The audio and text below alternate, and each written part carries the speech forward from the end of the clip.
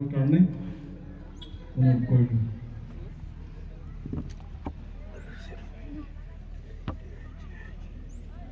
बेनि उनावनो जोंनि माहारियारि आफादनि मिरु जिल्ला आरो जोंनि बे ओनसोलनि मानगोनां गेदेमा बिथांमोनखौ अनुस्थानखौ अनुरोध करब।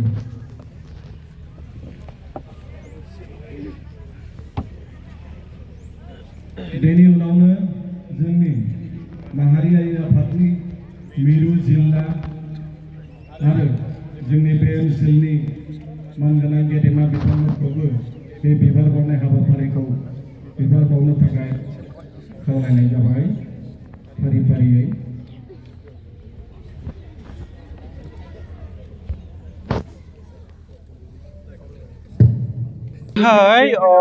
जोंनि भारत हादरनि संबिधानखौ जाय जोंनो दानानै बा रनसायनानै होलांदों आरो जायनि दारै जोङो दिनैहाय बुंनो थाङोबा गोग्लैसोनाय सोबख'जानाय नाख्रेबजानाय सुजानाय हारिफ्रा माबा मोनसे बाबा साहेब राव आम्बेडकरनि होलांनाय मोनसे बेखौ जोङो दान होनना बुंनांगोन। बेनि गेजेरजों मोननो हादों। दा दिनैहाय बिथांजोना 132थि जोनोम सान बेखौ जोङो बिबारि बर' गामि बावहाय रंजालि बैसागु फोरबो खुंनायजों लोगोसे अक्ट'आ रोखोमसे गोग्लैबाय नालाय जों बेखौबो लाफादों हाबाफारिखौ। आङो गोजोननायबो मोनदों मोनसे माबायाव आरो दुखुबो आं फोरमायनो गोनां जागोन। मानोना जाय गेदेमा सुबुंखौ जों सिबिनांगौमोन, जाय गेदेमा सुबुंनि फारसे मान बावनांगौमोन, जोङो बे सुबुंखौ बावनानै थायो। बे बावनानै थानायानो दुखु होयो। दा दिनैहाय जोङो बुंनो थाङोबा बर' खासि अनसायगावहाय खुंथाय लोगोसे खौसेथि बर' सुबुं आफाद आरो गणतान्त्रिक नेरसोन मन्च मोनथाम गौथुमजों बा मोनथाम माबाजों जोङो लोगो नांनानै बेखौ खुंनाय जादों।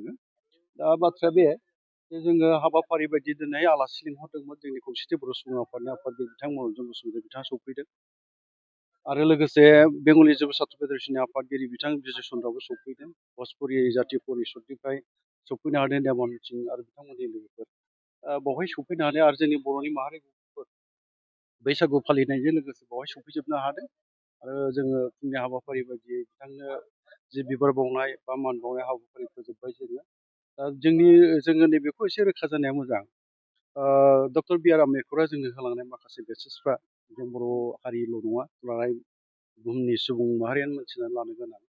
बिथाङा सोलोंथाइनि बागै गिबियाव बुंलांनाय बाथ्राफ्रा आरो लोगोसे राजखान्थि गोहोनि बागै बाथ्रा बुंलांनाय, न्यायनि बाथ्रा बुंलांनाय बेफोरखौ जों मिथिनानै लानांगोन।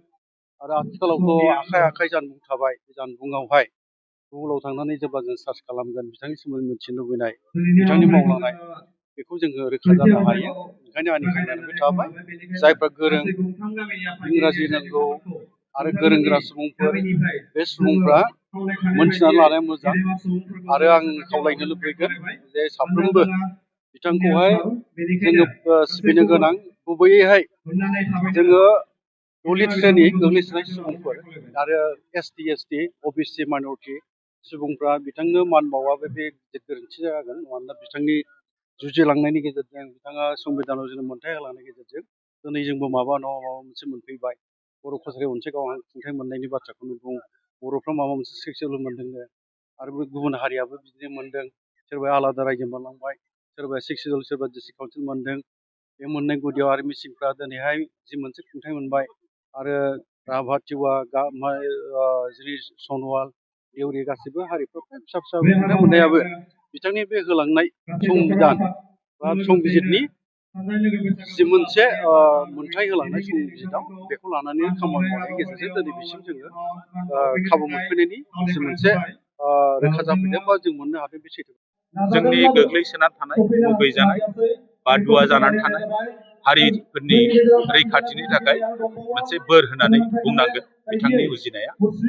आरो बिथांनि जिथु हाबाफारिखौ एबार सोरखारानो भीम ज्योति मोनसे बिमुं होनानै सारा भारतबर्षजों लोगोसे भारतबर्षनि बादैबो गुबुन गुबुन हादोराव फालिनानै बिथांनि जिथु मोनथाय मोनहोनाय बेफोरखौ फोसावनाय आरो जिथु बादुवा मोननाय मोनै बादुवा फोलेर बे जुजिनायखौ फोजोबनायनि थाखाय जिथु थांखि लानाय बेखौ फोसावनो नाजानाया गिदिर मोनसे खामानि होनांगौ।